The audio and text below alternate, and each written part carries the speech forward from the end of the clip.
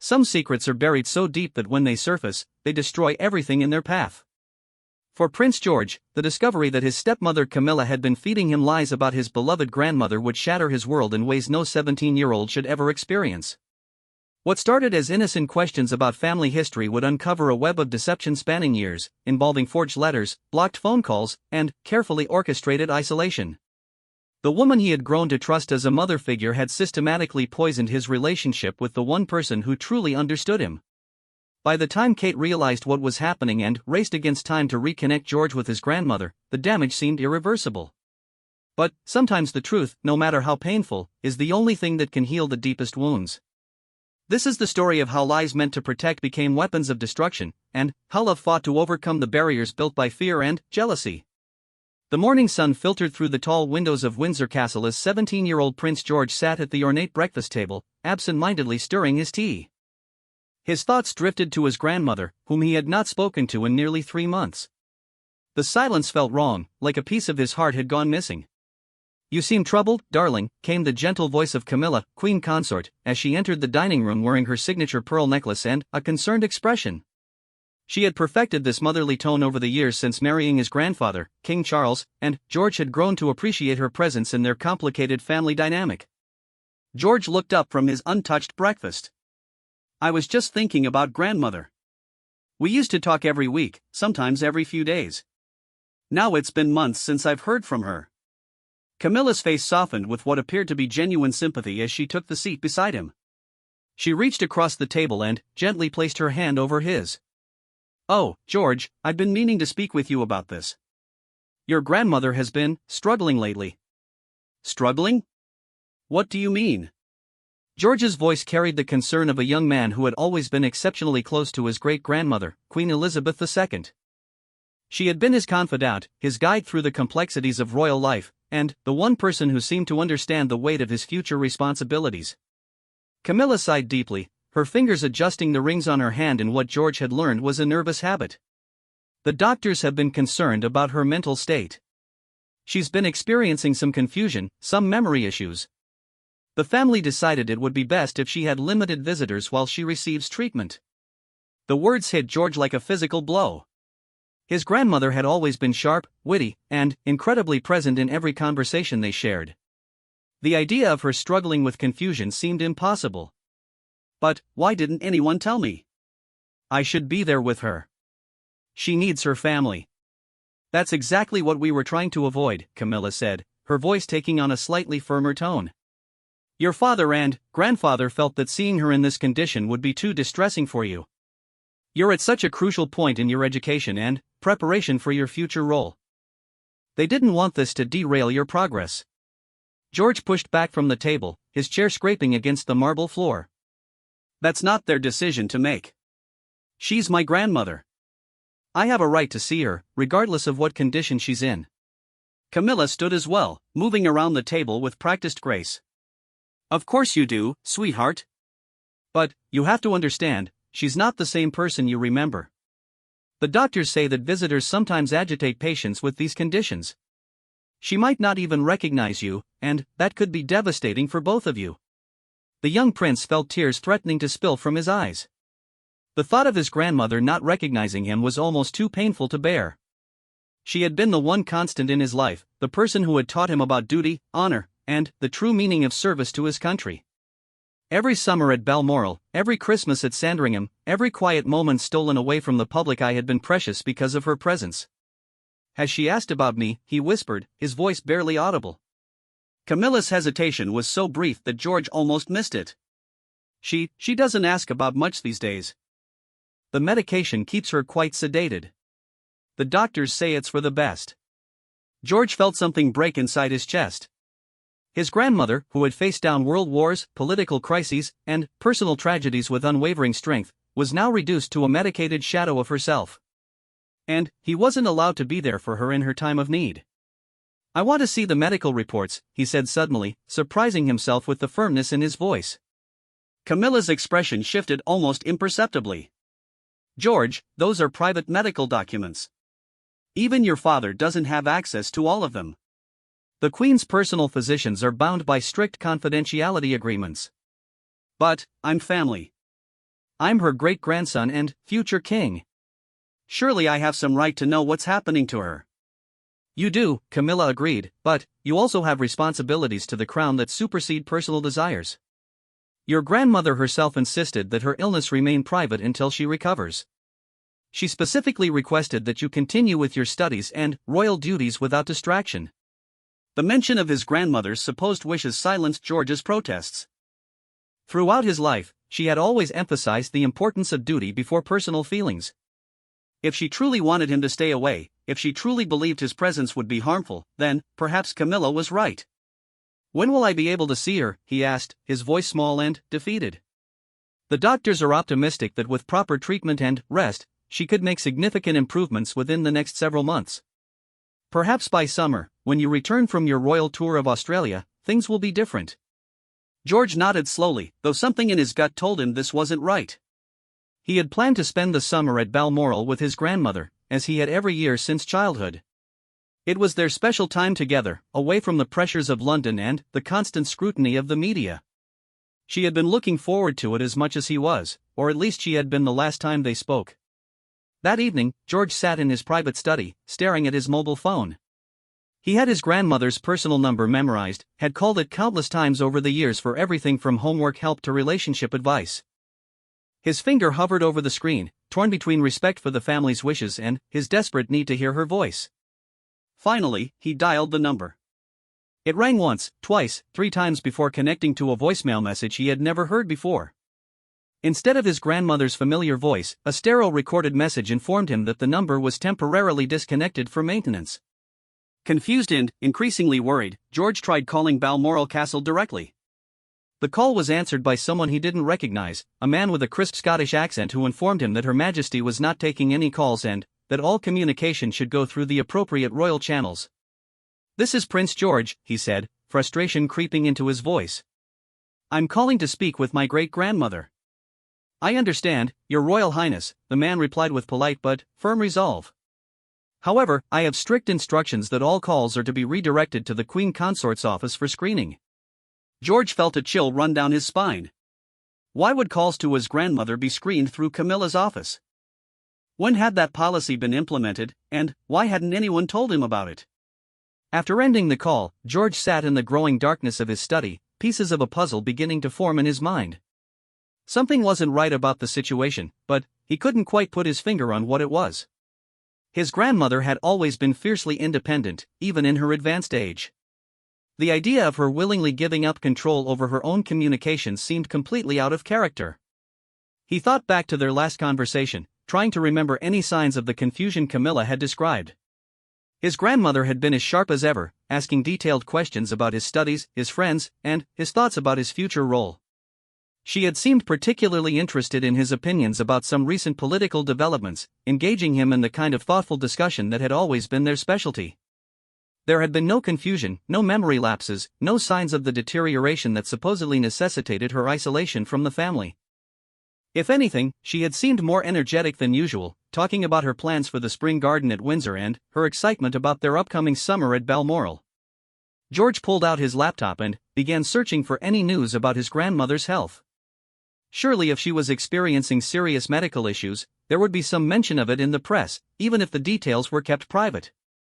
But his searches turned up nothing unusual. The most recent article showed her attending various functions, looking healthy and engaged, with no mention of any health concerns. The last public appearance had been just 2 weeks ago, at a charity gala for veterans. The photographs showed her looking radiant, speaking animatedly with attendees, and displaying none of the confusion or frailty that Camilla had described. In fact, she looked better than she had in months. As George stared at the photographs on his screen, a terrible suspicion began to take root in his mind. What if his grandmother wasn't sick at all? What if something else entirely was keeping them apart? The next morning, George decided to test his theory. He approached his father, Prince William, during breakfast, hoping for more information about his grandmother's condition. "Father, Camilla told me about grandmother's health issues. I'm concerned about her, and I think I should be allowed to visit, regardless of her condition." William looked up from his newspaper with a puzzled expression. "Health issues? What health issues?" George felt his heart skip a beat. The confusion, the memory problems. Camilla said the doctors recommended limiting her visitors while she receives treatment.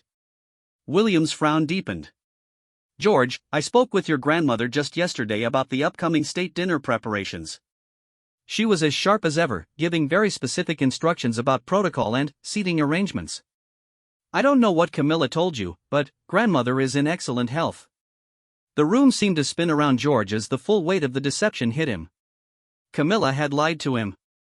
She had deliberately kept him away from his grandmother with elaborate stories about illness and medical advice that didn't exist.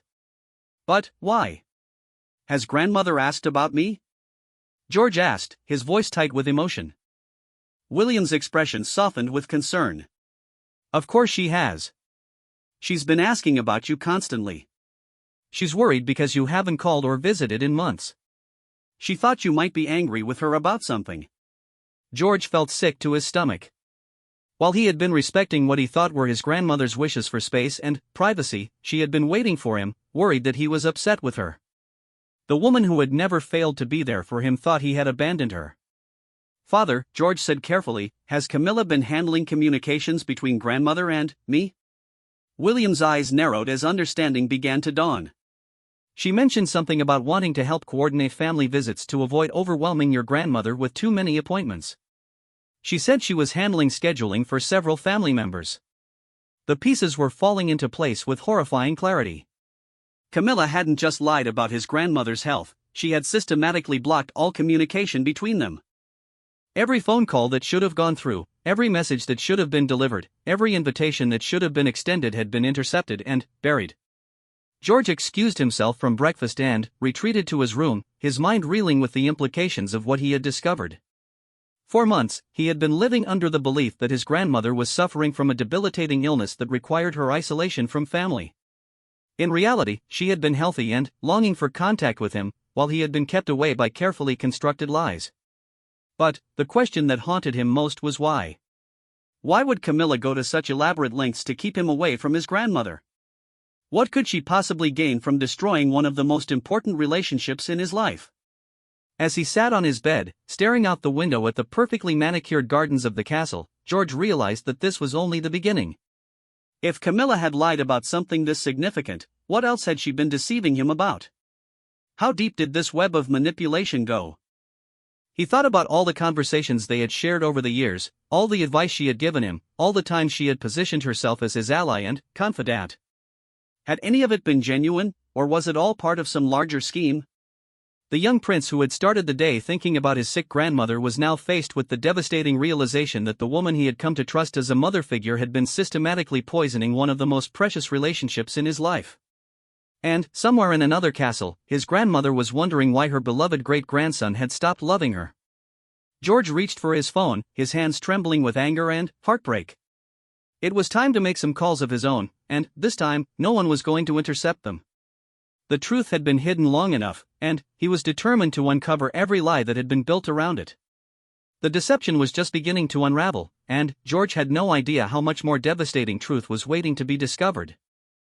George spent the next 3 days conducting his own private investigation, approaching it with the same methodical determination his grandmother had taught him to apply to his studies.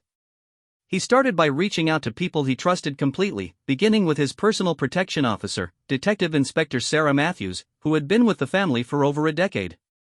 "Inspector Matthews," George said during their usual security briefing, "I need to ask you something in complete confidence." Sarah, a woman in her 40s with kind eyes and an unshakable sense of duty, nodded seriously. "Of course, Your Royal Highness. What can I do for you? Over the past several months, have you been given any special instructions regarding my communications with my great-grandmother?" Sarah's expression shifted almost imperceptibly, and George caught the brief flash of discomfort in her eyes before she answered. "There have been some protocols put in place regarding family communications, yes." "What kind of protocols?" Sarah hesitated, clearly torn between her loyalty to the family and her growing concern for the young prince she had watched grow up. "I was instructed by the Queen Consort's office that all calls and messages between you and Her Majesty should be routed through them first, for security purposes." George felt his anger rising, but he kept his voice level. "Security purposes? What kind of security threat would require monitoring my conversations with my own grandmother?" I was told it was related to her health condition and the need to ensure she wasn't overwhelmed by family obligations while receiving treatment. Inspector, George said quietly, my grandmother is not ill. There is no treatment. The Queen Consort has been lying to everyone about this. Sarah's professional composure cracked slightly. Your Royal Highness, if that's true, then, I've been participating in something I never would have agreed to. I was told I was helping to protect Her Majesty's well-being. George placed a reassuring hand on her shoulder. You couldn't have known. But, I need your help now to fix this. Can you tell me exactly what instructions you were given and who gave them to you? Over the next hour, Sarah provided a detailed account of the communication protocols that had been put in place. Every phone call George attempted to make to his grandmother had been intercepted by Camilla's staff and never completed. Every message he had asked to be delivered had been acknowledged but never sent. Even his requests for information about his grandmother's condition had been filtered through Camilla's office and returned with fabricated updates. The scope of the deception was breathtaking. Camilla had essentially created a parallel reality in which George believed his grandmother was too sick to maintain contact, while his grandmother believed he had chosen to distance himself from her. The manipulation was so thorough that even well-meaning staff members like Inspector Matthews had unknowingly become part of the scheme. There's something else, Your Royal Highness, Sarah said reluctantly. The Queen Consort's office also instructed me to monitor your internet searches and phone usage for any attempts to contact Her Majesty directly. I was told to report such attempts immediately. George felt violated in a way he had never experienced before. Not only had Camilla cut him off from his grandmother, but she had also been spying on his private communications and internet activity. The woman he had trusted with his secrets and vulnerabilities had been systematically invading his privacy and manipulating his relationships. Inspector, from now on, I want you to ignore any instructions from the Queen Consort's office regarding my communications. My father and grandfather are the only ones with authority over my security protocols. Understood, Your Royal Highness. And, if I may say so, I'm deeply sorry for my role in this situation. If I had known the true circumstances, I never would have participated. After Sarah left, George sat in his study and made a list of everyone who might have information about the situation. His next conversation was with Margaret Thornton, his grandmother's longtime lady-in-waiting, whom he reached by calling Balmoral directly and specifically requesting to speak with her. Prince George. Margaret's voice was filled with surprise and delight. How wonderful to hear from you. Her Majesty will be so pleased. She's been asking about you constantly. Margaret, I need to ask you something important. Has my grandmother been ill recently? Has she been experiencing any confusion or memory problems? There was a long pause before Margaret responded, and, when she did, her voice carried a note of confusion. Ill? Your Royal Highness, Her Majesty has been in excellent health. She's been more active than usual, actually. She's been working on her memoirs and spending a great deal of time in the gardens. Why do you ask? George closed his eyes, feeling a mixture of relief and rage. Margaret, has anyone told you that I've been asking for space from my grandmother? That I've requested not to be contacted? Oh no, quite the opposite. Her Majesty has been trying to reach you for months. She's left dozens of messages with various staff members asking them to ensure you receive her calls. She's been quite worried, actually. She thought you might be upset about something she said during your last conversation. The pain in George's chest was almost physical. His beloved grandmother had been blaming herself for his absence, wondering what she had done to drive him away. Meanwhile, he had been told she was too sick to care about anyone or anything. Margaret, I need you to give my grandmother a message. Tell her that I love her, that I've been trying to reach her for months, and that I'm going to see her as soon as possible. Tell her that none of this has been her fault. Of course, Your Royal Highness. She'll be overjoyed. Should I tell her when to expect your visit? Tell her soon. Very soon. After ending the call, George realized he needed to understand the full scope of what Camilla had done. He began calling other family members, friends, and staff, piecing together a timeline of the deception. What he discovered was even worse than he had initially imagined. His cousin Peter Phillips revealed that he had also been told George was taking a break from family events to focus on his studies and mental health. His uncle Prince Andrew mentioned that he had been informed George was going through a difficult phase and needed space from the entire family. Even his close friends had been told that he was dealing with family issues and preferred not to discuss his grandmother. Camilla had not simply blocked communication between George and his grandmother, she had created an entire narrative that explained his absence to everyone in their circles. She had anticipated questions and prepared explanations, ensuring that no one would think to investigate further or reach out to him directly. The most heartbreaking discovery came from his conversation with Father Michael, the chaplain at Windsor who had been a spiritual advisor to his grandmother for over 20 years. "Prince George, I'm so glad you called," Father Michael said warmly. "Your grandmother has been asking me to pray for your well-being. She's been quite concerned about your silence. She even asked me if she should reach out to your parents to ensure you're all right." "Father, what exactly has she told you about our communication?" "She said you haven't responded to any of her letters or calls in months. She's written you several letters, actually, beautiful handwritten notes expressing her love and concern. When you didn't respond to those, she became quite worried that something terrible had happened to you." George's hands began to shake. "Letters? What letters?" "She's written you at least a dozen letters over the past few months. She's been having them delivered through the regular Royal Mail system to ensure they reach you directly. She was particularly proud of the one she wrote for your birthday, a 4-page letter sharing some of her favorite memories of your time together." George felt physically ill. His birthday had been 2 months ago, and he had been devastated that his grandmother hadn't acknowledged it. He had assumed it was because of her supposed illness, but, in reality, she had written him a heartfelt letter that he had never received. "Father, I need to ask you something, and I need you to be completely honest with me. Has anyone from the Queen Consort's office contacted you about my grandmother or about me?" There was a long pause before Father Michael answered. "Yes, actually. I received a call about 6 months ago from someone on the Queen Consort's staff. They told me that your grandmother was experiencing some health issues and that the family had decided it would be best if she had limited contact with extended family members while she recovered. They asked me to avoid mentioning you during our conversations with her, as it might upset her if she couldn't remember you clearly." The systematic nature of the deception was staggering. Camilla had not only blocked direct communication between George and his grandmother but had also reached out to everyone in their shared circle, creating a web of lies that ensured no one would facilitate their contact or question the separation. George spent the rest of the day tracking down the truth about those missing letters. After several phone calls to various Royal Mail departments and administrative offices, he discovered that all mail addressed to him from Balmoral had been redirected to Camilla's office for security screening 6 months ago. The dozen letters his grandmother had painstakingly written by hand had been sitting in a file in Camilla's office the entire time. The violation felt complete and devastating. Not only had Camilla stolen his conversations with his grandmother, but she had also stolen his grandmother's written words of love and wisdom. Every birthday wish, every expression of concern, every piece of advice had been intercepted and hidden away. That evening, George confronted his father again, this time armed with the evidence he had gathered.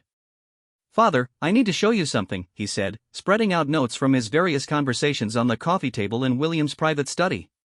"Camilla has been lying to everyone about grandmother's health and about my desire for contact with her." William examined the evidence with growing alarm, his expression becoming darker with each revelation. "George, this is unconscionable. If what you're saying is true, then Camilla has been manipulating not just you, but the entire family." "It's true, Father. I've spoken with at least a dozen people who were given false information. Inspector Matthews was told to monitor my communications. Father Michael was told not to mention me to grandmother. Even you were told that I needed space from family obligations." William ran his hands through his hair, a gesture George recognized as a sign of extreme stress. "I had no idea the scope of this. I thought Camilla was just trying to help coordinate family schedules. I never imagined she would. Father, I need those letters. The letters grandmother wrote to me that have been sitting in Camilla's office for months." William stood up, his jaw set with determination. "We're going to get those letters right now. And we're going to have a very serious conversation with Camilla about what she's done." As they walked through the corridors of the castle toward Camilla's office, George felt a mixture of anticipation and dread. He was finally going to reclaim his relationship with his grandmother, but he was also about to confront the woman who had betrayed his trust so completely. The conversation ahead would change everything, and there would be no going back to the comfortable lies he had been living with. The young prince who had started the week missing his grandmother was now armed with the truth about the elaborate deception that had kept them apart. But, as they approached Camilla's office, George had no idea that the confrontation ahead would reveal even darker motivations behind her actions, and that the full scope of her manipulation was yet to be uncovered. The door to Camilla's office stood before them like a barrier between George and the truth he needed to hear. Behind it waited not just stolen letters, but answers to questions about trust, family, and the lengths some people will go to in pursuit of their own agenda.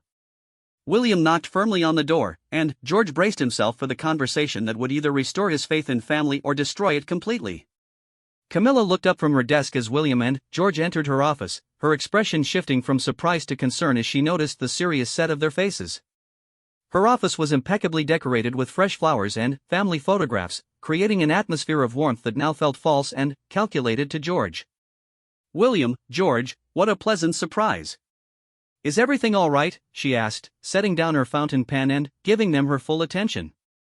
William closed the door behind them and approached her desk with measured steps. "Camilla, we need to discuss the communication protocols you've established regarding George and his grandmother." George watched carefully as Camilla's expression flickered, a brief moment of panic crossing her features before she composed herself. "Of course. I've been working hard to ensure that Her Majesty isn't overwhelmed during her recovery period. The doctors have been very specific about limiting stressful interactions."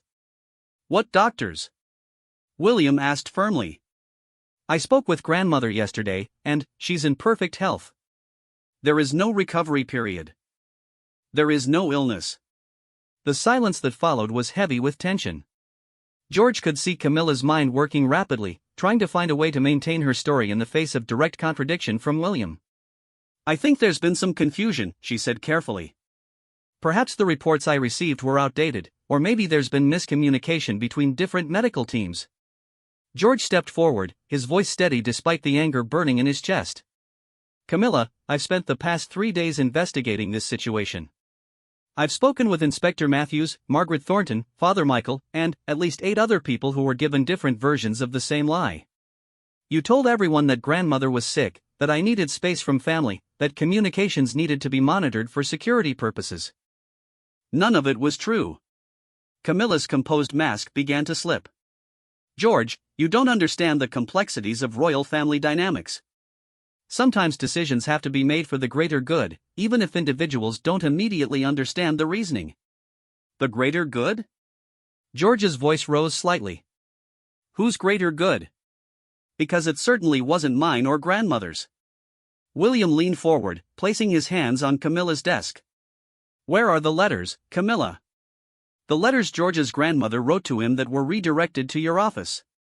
For the first time since they entered the room, Camilla looked genuinely trapped. Her eyes darted between William and George, and she seemed to be calculating whether continued denial was possible. "The letters are safe," she said finally. "I was reviewing them to ensure they didn't contain anything that might be distressing to George during his preparation for his royal tour." "Distressing?" George felt his control slipping. "Letters from my grandmother expressing her love and concern for me would be distressing? Her birthday wishes and memories would be too much for me to handle?" Camilla stood up from her desk, moving around to face them directly. "George, you're very young, and you don't understand the pressures that come with your position. Your grandmother has very strong opinions about how the monarchy should function, and some of those opinions might conflict with the direction your father and grandfather want to take the institution." William's expression hardened. "What exactly are you suggesting?" "I'm suggesting that perhaps it's better for George to develop his own relationship with his royal duties without being overly influenced by outdated perspectives. The monarchy needs to evolve, and that evolution requires some distance from old-fashioned approaches." George stared at Camilla in disbelief. "You've been keeping me away from my grandmother because you disagree with her opinions about the monarchy?" "It's more complicated than that," Camilla said, her voice taking on a defensive edge. "Your relationship with her has always been very intense, very exclusive. She's filled your head with ideas about duty and tradition that might not serve you well in the modern world. Those ideas about duty and tradition are the foundation of everything we represent," William said sharply. "They're not outdated perspectives, they're the core values of the crown." Camilla turned to face William directly. "Are they, though?" Look at how the public responds to traditional royal behavior versus more modern approaches. Look at the popularity ratings between different members of the family. The future of the monarchy depends on adaptation, not rigid adherence to century-old traditions. George felt something crystallize in his mind as he listened to Camilla's words. This wasn't just about protecting him from stress or managing family schedules. This was about reshaping his understanding of his role by cutting him off from the person who had taught him the most about what it truly meant to serve the crown. "You've been trying to isolate me from grandmother's influence so you could replace it with your own," he said quietly. Camilla's silence was answer enough. William stood up straighter, his voice carrying the full authority of his position. "I want those letters. All of them. Right now.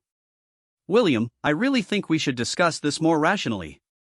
Perhaps we should involve Charles in this conversation before making any hasty decisions. My father is at Highgrove, and this conversation is happening now." "The letters, Camilla." Reluctantly, Camilla moved to a locked filing cabinet behind her desk. She withdrew a thick manila folder and placed it on her desk with obvious reluctance. "I want you both to know that everything I did was motivated by concern for George's well-being and the future of the monarchy." George reached for the folder with trembling hands. Inside were more than a dozen letters in his grandmother's familiar handwriting, some of them quite lengthy. The sight of her careful script, the way she formed her letters with the same precision she brought to everything else, brought tears to his eyes. He opened the first letter, dated 3 months ago, and began to read silently. "My dearest George, I hope this letter finds you well and thriving in your studies. I've been thinking about our last conversation and how proud I am of the young man you're becoming. Your questions about the Commonwealth and its future showed such wisdom and insight." George had to stop reading as emotion overwhelmed him. His grandmother had been thinking about their conversations, building on them, sharing her thoughts and experiences with him. Every letter was a masterpiece of love, wisdom, and guidance that had been stolen from him. "She wrote to me about everything," he said softly. "About books she thought I'd enjoy, about conversations she wanted to continue, about her memories of learning her own role.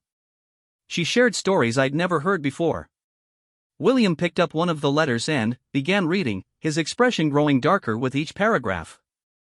"Camilla, some of these letters are deeply personal family history. Stories about George's great-grandfather, insights into royal protocol that would be invaluable for his education. You had no right to keep these from him." "I had every right to protect him from potentially overwhelming information," Camilla replied, though her conviction seemed to be wavering. "Protect him?" George looked up from the letters. "Or protect your own position as his advisor? You wanted to be the person who shaped my understanding of my role, and grandmother's influence threatened that." Camilla's composure finally broke completely. "Yes, all right. Yes, I wanted to be the one to guide you. Is that so terrible? I love you like my own son, George. I've watched you grow up, I've been there for every milestone, every challenge. Your grandmother has had 96 years to influence this family.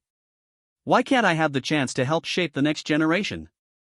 The raw honesty of her admission was more shocking than her lies had been. George realized that underneath all the manipulation and deception was a woman who felt threatened by his deep connection to his grandmother, who wanted to claim the primary maternal role in his life. "Because it's not your place to decide who I have relationships with," George said firmly. "And it's certainly not your place to lie and manipulate to achieve your goals." William gathered the letters together protectively. "Camilla, what you've done is beyond inappropriate. You've caused tremendous pain to both George and his grandmother. You've violated trust, manipulated staff members, and interfered with private family relationships. I suppose you're going to run straight to Charles with all of this," Camilla said bitterly. "What happens next isn't up to me," William replied. "But George deserves to have his relationship with his grandmother restored immediately, without any interference from you." George stood up, clutching the precious letters to his chest. "I'm going to see her. Today. Right now." "George, perhaps you should call her first," William suggested gently. "This has been a shock for everyone involved." But George was already moving toward the door. "She's been waiting for months to hear from me. I'm not making her wait another minute." As he reached the door, he turned back to face Camilla one last time. "I trusted you. I thought you cared about me, about what was best for me. But you only cared about what was best for you." Camilla's face crumpled. George, please. I do love you. Everything I did came from a place of love. No, George said quietly. Love doesn't lie. Love doesn't manipulate. Love doesn't steal letters from a grandmother to her grandson. What you did came from jealousy and ambition, not love. He left the office with his father beside him, the weight of the letters in his arms feeling like the most precious treasure he had ever carried. Behind them, Camilla sat alone at her desk, surrounded by the wreckage of her carefully constructed deception. As they walked through the corridors of the castle, William placed a supportive hand on George's shoulder. I'm sorry, son. I'm sorry I didn't see what was happening sooner. It's not your fault, father. She was very good at making it seem reasonable. They reached George's room, and William paused at the door. What do you need from me right now? George thought for a moment. I need to read these letters. All of them. And then, I need to call grandmother and explain what happened. And then, I need to go to her. I'll make arrangements for you to travel to Balmoral immediately. And, George, your grandmother is going to be overjoyed to hear from you. As William left, George spread the letters out on his bed in chronological order. Each one was a window into his grandmother's thoughts and feelings over the months they had been apart.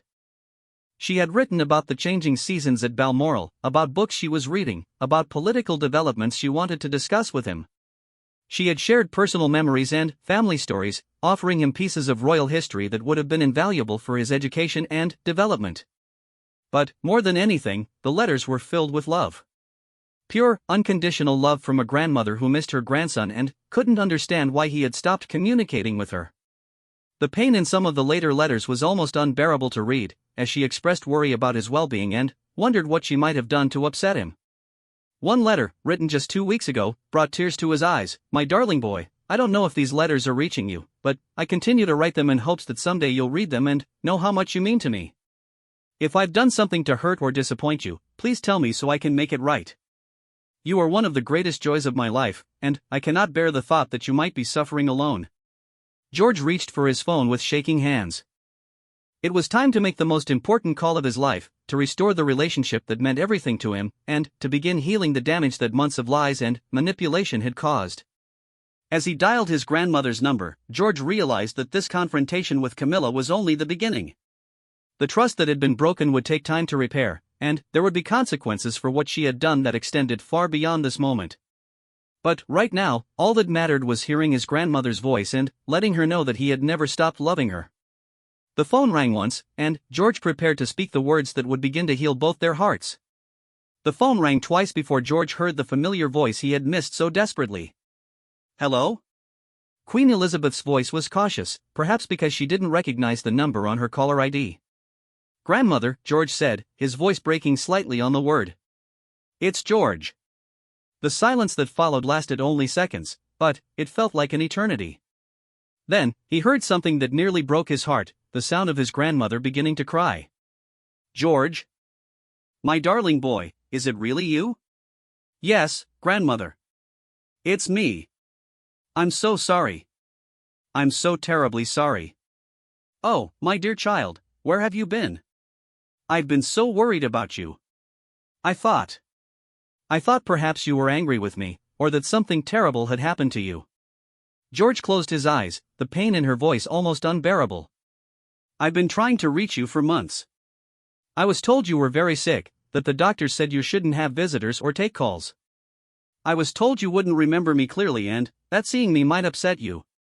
Sick? George, I haven't been sick a day. I've been writing you letters, calling constantly, asking everyone to help me reach you. Who told you I was sick?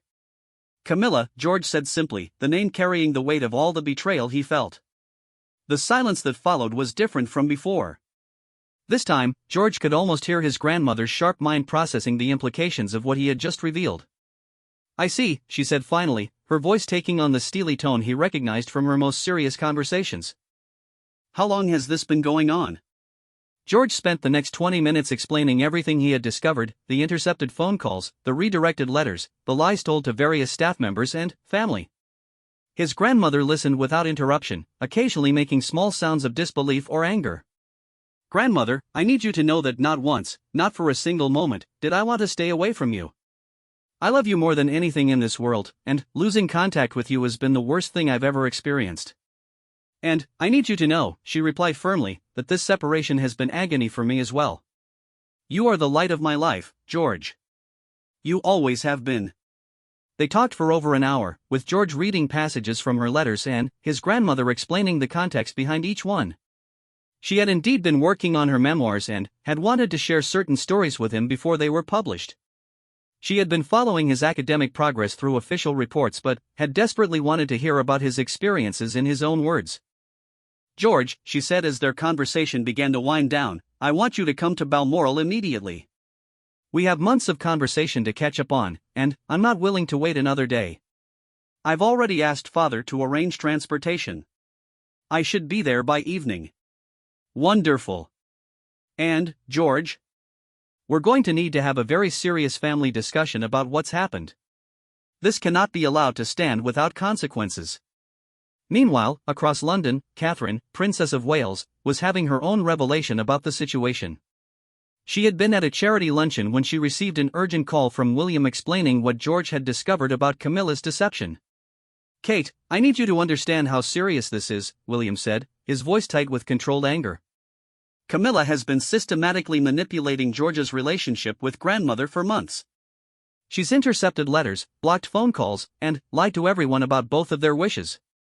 Catherine felt a chill run down her spine. William, that's psychological manipulation on a massive scale. George must be devastated. He is.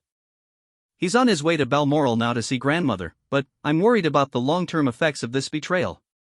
He trusted Camilla completely, and she used the trust to isolate him from the person who means the most to him. Catherine's mind immediately went to her own children and the relationships they were building within the family. William, if she was willing to do this to George, what else might she be capable of? We need to protect Charlotte and Louis from any similar manipulation. I've been thinking the same thing. But, right now, my concern is for George. He's trying to hold it together, but I can see how much this has hurt him. After ending the call with William, Catherine found herself unable to concentrate on the charity event. She kept thinking about George, about the months he had spent believing his beloved grandmother was too sick to see him, about the confusion and pain both he and Queen Elizabeth must have experienced. But, more than anything, she found herself thinking about timing. Something about the timeline of Camilla's deception troubled her, and she couldn't quite put her finger on what it was. Catherine excused herself from the luncheon and drove directly to Windsor Castle. She needed to understand exactly when Camilla had begun her manipulation and what might have triggered it. She suspected there was more to this story than had been uncovered so far. She found William in his study, surrounded by phone records and documents that George had compiled during his investigation. William, I keep thinking about the timing of all this. When exactly did Camilla start intercepting George's communications with your grandmother? William consulted his notes. According to the various people George spoke with, the protocols were put in place about 6 months ago. 6 months ago, Catherine repeated thoughtfully.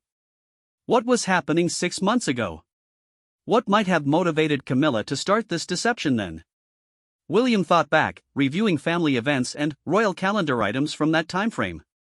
6 months ago was when grandmother started talking more seriously about her memoirs, about sharing certain family stories that hadn't been made public before. What kind of stories? Stories about the early days of her reign, about some of the more challenging political situations she navigated. She specifically mentioned wanting to share these stories with George as part of his preparation for his future role. Catherine felt pieces of a puzzle beginning to click together in her mind. William, what if this wasn't just about Camilla wanting to be George's primary maternal influence? What if there were specific stories or information your grandmother wanted to share that Camilla didn't want George to hear? William's expression grew serious as he considered the implications. You think Camilla was trying to prevent George from learning certain family history? I think we need to find out what your grandmother was planning to tell George in those conversations and letters. There might be information there that someone wouldn't want to become public knowledge. They spent the next hour reviewing the letters George had retrieved from Camilla's office, looking for clues about what Queen Elizabeth had been trying to share with her great-grandson. What they found was deeply troubling. In several letters, Queen Elizabeth made veiled references to important family history that she wanted to discuss with George in person. She mentioned having documents and correspondence that would help him understand the full scope of his heritage and responsibilities. Most significantly, she referenced wanting to share information about recent family developments that would affect his understanding of the monarchy's future. "William," Catherine said quietly, "I think your grandmother was planning to tell George something about Camilla specifically. Something that Camilla desperately didn't want him to know." William's face went pale. "What are you thinking?" "I'm thinking we need to get to Balmoral tonight." George is walking into this reunion with his grandmother without understanding that there might be additional revelations waiting for him. If Camilla went to these lengths to prevent certain information from reaching George, then that information must be significant. But George has been through so much already. Do you think he's ready for more family secrets? Catherine stood up, her decision made. "I think George deserves to know the truth, whatever it is. And I think your grandmother deserves to finally share whatever she's been trying to tell him for months." They made rapid arrangements to travel to Scotland, with Catherine insisting that they needed to arrive before George's conversation with his grandmother went too deep into potentially sensitive territory.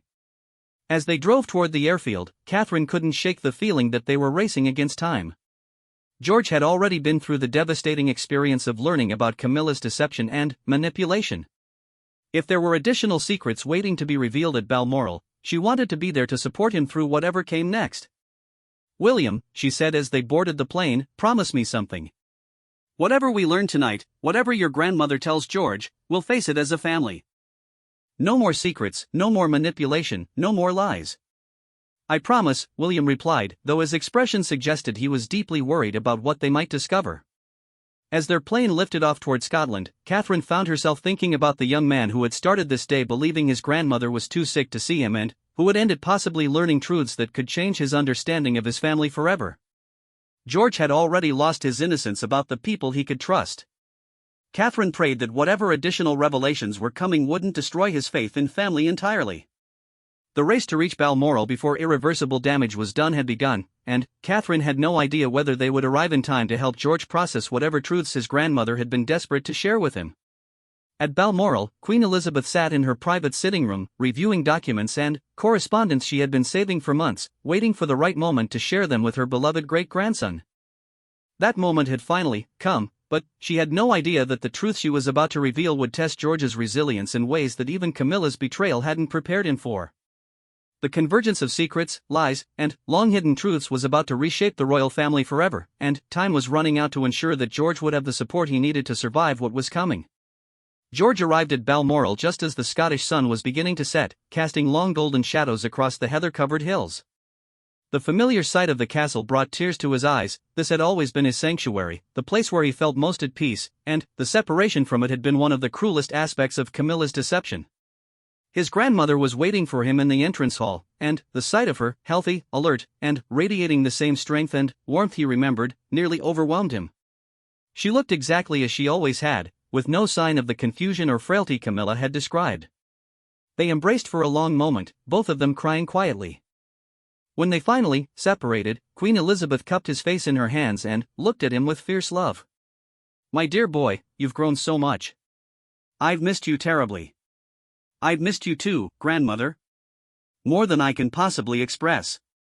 She led him to her private sitting room, the same room where they had shared countless conversations over the years. Tea was already prepared, and she poured for both of them with the same careful attention to detail she brought to everything. "George, before we talk about anything else, I need you to understand something. What Camilla did to you, to us, was not just wrong, it was cruel. You must never blame yourself for believing her lies or for staying away. She manipulated you very skillfully." George nodded, still struggling with feelings of guilt despite knowing intellectually that he had been the victim of the deception. However, his grandmother continued, "I believe her actions were motivated by more than simple jealousy or ambition. I think she was specifically trying to prevent me from sharing certain information with you." "What kind of information?" Queen Elizabeth rose from her chair and moved to an ornate writing desk in the corner of the room. She retrieved a thick leather portfolio and returned to sit beside George on the sofa. "Information about your family history that I believe you have a right to know, but that others might prefer to keep hidden." She opened the portfolio to reveal documents, photographs, and correspondence dating back several decades. George, what I'm about to tell you may be difficult to hear, but I believe you're mature enough to handle it, and your future role demands that you understand the full truth about our family's recent history. George felt a familiar knot of anxiety forming in his stomach, but he nodded for her to continue. The story begins with your grandfather's first marriage to Diana, she said gently. There are aspects of that relationship and its aftermath that have never been fully shared with you or your brother and sister.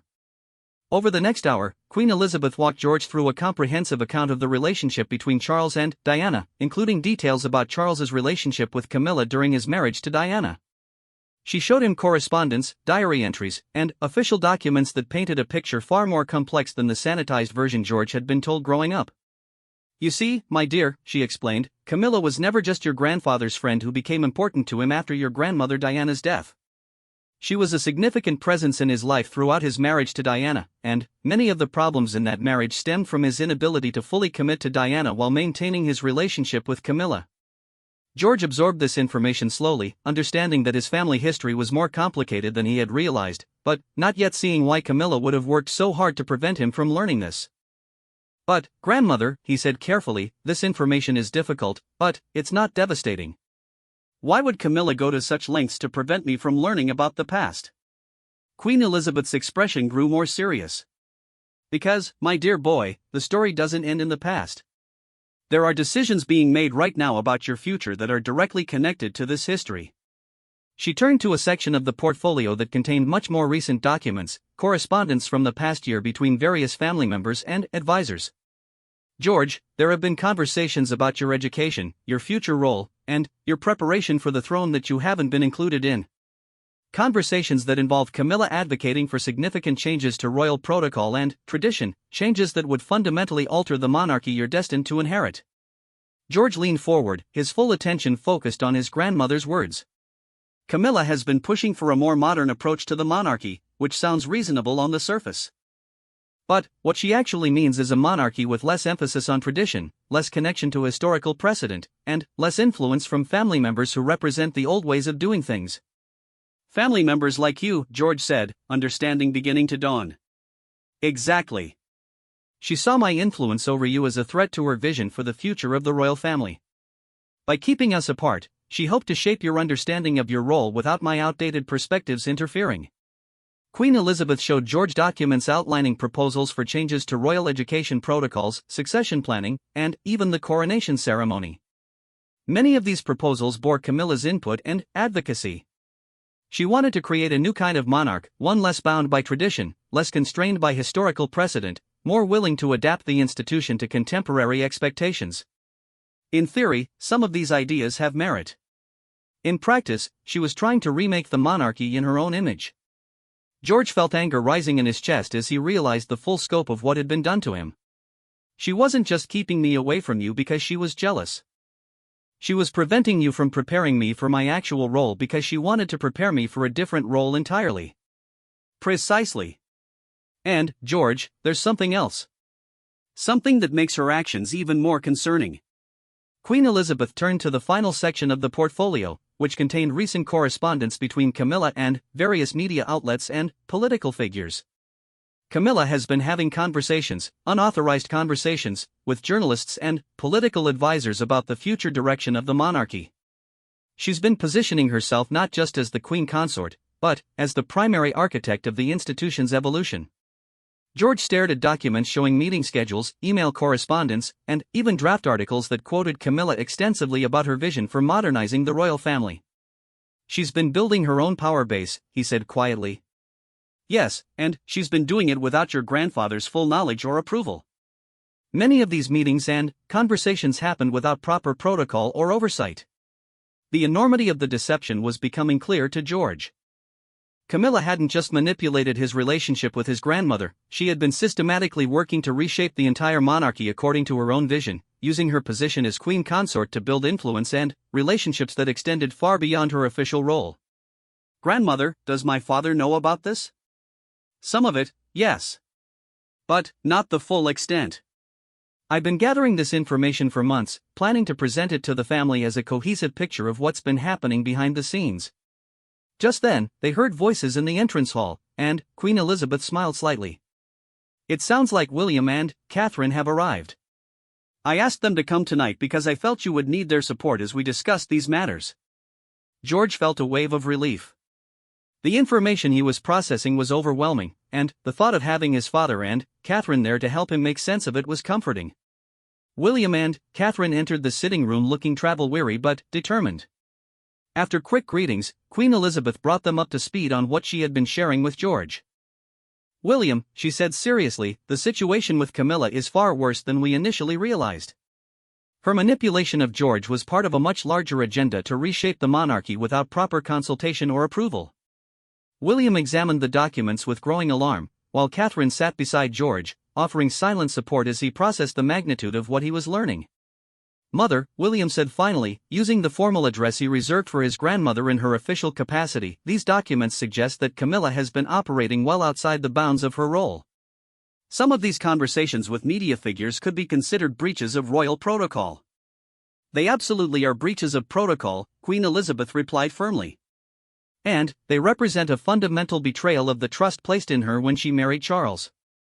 George looked around at his family, feeling simultaneously grateful for their support and overwhelmed by the complexity of the situation he now found himself in. "What happens now?" he asked quietly. Queen Elizabeth reached over and took his hand. "Now we tell the truth. All of it. To your grandfather, to the rest of the family, and to anyone else who needs to understand what's been happening."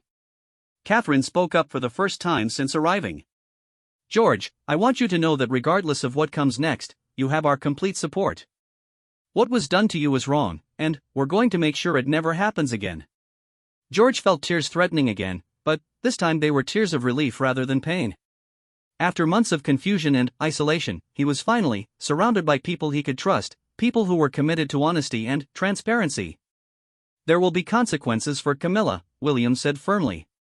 "Her actions have damaged not just our family relationships, but potentially the integrity of the institution itself." "But, grandmother," George said, "I need to understand something. Despite everything Camilla has done, despite all the lies and manipulation, she did seem to genuinely care about me in some ways. How do I reconcile that with everything I've learned tonight?" Queen Elizabeth considered the question carefully before answering. "People are complex, my dear. It's possible that Camilla did develop genuine affection for you while simultaneously using that relationship to further her own agenda. The fact that she cared for you doesn't excuse what she did, but it might explain why she was able to maintain the deception for so long." George nodded, understanding that healing from this betrayal would require him to hold multiple truths simultaneously, that he had been manipulated and used, but also that the relationship hadn't been entirely false. As the evening wore on, the family continued to discuss the implications of what had been revealed. Plans were made for confronting Camilla and Charles together, for implementing new protocols to prevent similar manipulation in the future, and for ensuring that George's education and preparation for his future role could proceed without interference. But, most importantly, George and his grandmother began the process of rebuilding their relationship, sharing the conversations and connections that had been stolen from them over the past months. As George finally prepared to retire for the night in his familiar room at Balmoral, he reflected on how much had changed in a single day. He had started the morning believing his grandmother was too sick to see him. He was ending the day understanding that he had been the victim of a sophisticated manipulation designed to reshape his entire future without his knowledge or consent. The road ahead would be difficult, with family confrontations and institutional changes required to address what had happened. But, for the first time in months, George felt like he knew the truth, and he was surrounded by people committed to protecting that truth. His relationship with his grandmother had not only been restored, but had been deepened by their shared commitment to honesty and transparency. The woman who had always been his guide and mentor had once again proven that her wisdom and love could overcome any obstacle placed in their path. The deception was over, but the real work of healing and rebuilding was just beginning.